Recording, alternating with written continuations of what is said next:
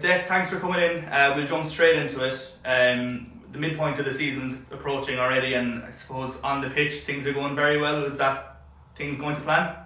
Yeah, absolutely, Aaron. I think I've said it in the last couple of interviews that we had some brilliant conversations with Colin in pre-season, and the planning is showing the rewards now that have gone into it really. And yeah, it's great to be top of the league. Look, it's by a narrow margin, as Colin says, and the players say, like, we're taking everything one game at a time. Everything is going pretty well so far, and we're up there where we wanted to be at this point of the season. Absolutely. And hopefully we can continue to push on now and continue the run that the team is on. It's a fantastic unbeaten run the lads have put together as well, and it's a testament to all the hard work that's going on here in Bishopstown behind the scenes. So yeah, great to see, and great to see the packed crowds in Turner's Cross as well supporting the lads. It's certainly helping, absolutely. Yeah, with the results, obviously there's a great atmosphere in the place, and as you said, there are massive crowds coming in.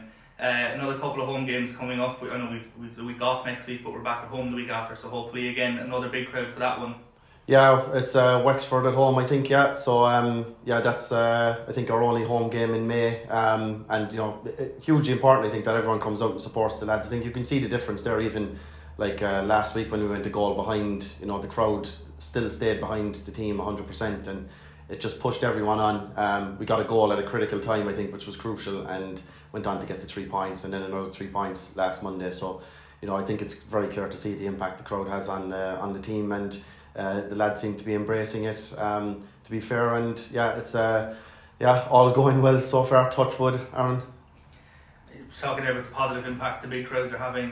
One thing that's we're also seeing a bit of this year is there's an increase in the amount of pyro, the flares, the smoke bombs and stuff like that, which is obviously hitting the club very hard this year. We've had a good lot of fines already this year, so we've been vocal on that already, and I suppose going forward we'll be continuing that way.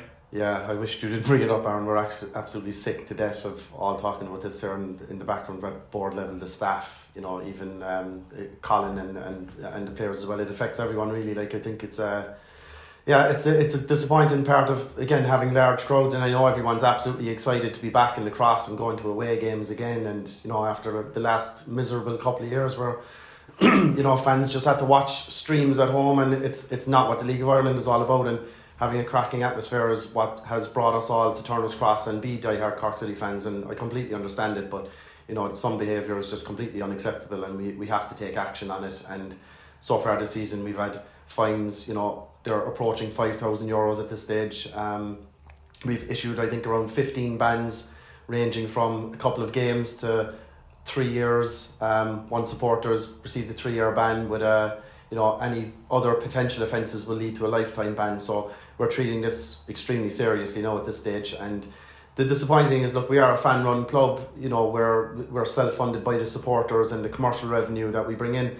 And unfortunately, this just does eat into budgets, and we did have plans with Colin to potentially look at strengthening the squad in the summer, and unfortunately this is exactly where this money comes from. We did factor in buffers and try to be conservative with our budgeting as well at the start of the season, and unfortunately things are just eating into that reserve that we had penciled in the summer, and it's a disappointing one. So all I can do is just urge fans to adhere to the stadium regulations as best as they possibly can. Enjoy themselves at the matches. We're not trying to say that everyone should be silent and not be up for the crack. I think we've all done that at games, and things can get a bit exciting at times when there's tight encounters, and we're at the top of the league and every game is hugely important. So all I can urge is supporters to speak to their friends, speak to their family members who are going to games. Just make sure that everyone's vigilant here, and try and behave themselves as best as possible. And to be fair, the majority of supporters do. I think that's the disappointing thing.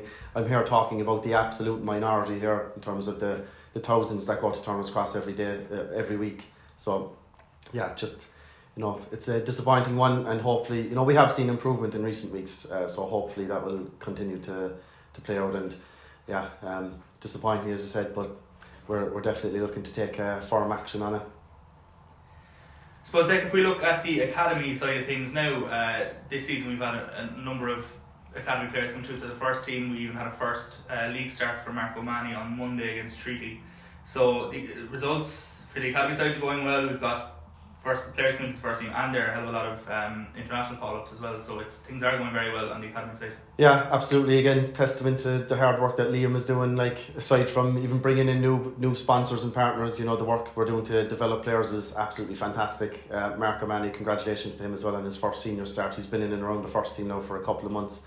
Bradley Walsh as well made a start in the Munster Senior Cup a couple of weeks ago and scored on the night as well. So, like, fair play to him. Continues to knock in goals at under 19 level. So we'll be keeping an eye on his progress as well.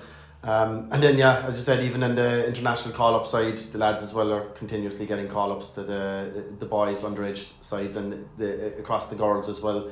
You know, Grace, Fiona, Heidi playing for Ireland as well recently as well, and congratulations to them. Like, it's again testament to all the hard work that's going on there in the background. So between Liam and Jess in the women's side, things are going very well. All the teams are picking up very positive results as well, but that's not what it's all about. Obviously, it's development, and we're looking at, you know, things like international call-ups and getting recognition for their good performances, and then getting call-ups to the first team is what it's all about, really. And great to see that progress continue. If we go back to the off-the-pitch stuff, so the Forest AGM was a couple of weeks ago. That went well. Yeah, absolutely. Yeah, it was great. It was our first in-person AGM since the pandemic kicked in. So yeah, great to see the members back again in person, and you know, we got great engagement, great questions and challenges from the membership, and we gave a very positive financial update. Again, not going to rest on our laurels here. Like, we're in a very positive position at the moment, but look, we are still leveraging significant debt, and we are, you know, financing that on a regular basis and managing it quite well at the moment. Great to see things like the crowds coming in large numbers. The merchandising and the commercial areas of the club are doing quite well at the moment. So we'll hope that continues, and we'll be able to chip away at the debt that we've built up over the last 4 or 5 years. And we gave a very positive outlook to the members, and we think everyone went home happy that night, hopefully. And looking forward to having the next general meeting with the members, hopefully in the next couple of months. Just on the Grovemore side of things, is there any sort of update there for supporters? Or? Yeah, we actually have a date confirmed, Aaron, so we're due to meet them over the next few weeks. They're coming to Cork, a number of their representatives, and we're very excited about that. And all signs point to that being a very positive meeting so far, based on the offline discussions that we've had with them. So yeah, looking forward to welcoming them to Cork, and we're planning ahead of that meeting now, and hopefully that will be the next key update that we're able to share with all supporters and Forest shareholders. Looking forward to giving the members an update on how that progresses. You mentioned the merchandising there. Last week we launched our new away jersey, and it's on sale. We launched it in the club shop. A couple of players were in for a meet and greet as well, and the sales on that have been going well so far. Yeah, going brilliantly, Aaron, so far, to be honest. Look, just have to say as well, apologies to supporters as well in how long it took us to get this away jersey out and for sale. There was a number of issues that were completely outside of our control. We were able to come to our resolution with McKeever by the end of it and get the shirt out for sale, which was great. Thankfully, we got it out before that midway point in the season. But it's had an extremely positive reaction. Fans seem to love black Cork City away jerseys, so it seems to be trending very well with the numbers we're seeing so far. And great to see it on sale. And the shop did look fantastic the other day as well. You know, we've home jerseys, away jerseys, retro jerseys, whole range of new leisure wear as well in stock. So completely urge all fans to pop out to Douglas and have a look. The shop is a fantastic outlet now for us to, as well market the club as well. We had a number of players in there on Saturday, it was great to see such a huge crowd in to meet the players as well, and that's something we look to continue to do as well in the next couple of weeks and months. On the commercial side of things, the Win a Car draw finished up last week. That's been running the last couple of months, and we had the draw at Turner's Cross, so that was another good initiative on the commercial side of things for the club. Yeah, it was brilliant. Aaron, I was on the pitch there before the Longford game to pull out the lucky winner, so congratulations to Breda Hayes. Unbelievable first prize, like when you think about it, like she's just won a brand new C8 car courtesy of our good friends at Johnson and Perrott. So yeah, fair play to Breda. Thanks to her for supporting the club and everyone who entered the draw. There was 10 fantastic prizes. We'll definitely be looking at our fundraising models now over the next couple of months and measure the success of this and where we can improve upon things as well, and use the learnings we took from this fundraiser. But absolute congrats to Breda. Looking forward to meeting her as well and handing over the keys to that car. Absolutely fantastic prize. Congratulations to her. Hope she gets plenty of mileage out of it anyway. Another great addition to the club over the last couple of months has been the junior academy and the success the junior academy has brought. It's obviously being headed up by Declan Coleman at the moment, but just that's, as we said, that's another fantastic addition to the club. Everyone's happy with that. Yeah, in the safe hands of another Northsider. Yeah, so fair play to Dec, like he's doing very well with that, and the best thing you can say about that is it's just become like a business as usual part of the club now. Every Sunday in Musgrave Park, and there's, I think it's well over 250 kids now take part. Like it's grown massively, and we're looking at other venues now around Cork as well to potentially branch this out and expand it to new areas. So we'll hopefully make an announcement on that as well very soon. Very exciting. Declan's extremely professional how he manages this as well, with his own coaching qualifications as well and his experience with coaching at that level and all levels of football. So great to have him managing that, and he's done a fantastic job, and we're looking forward to the expansion initiatives that we'll confirm in the short term.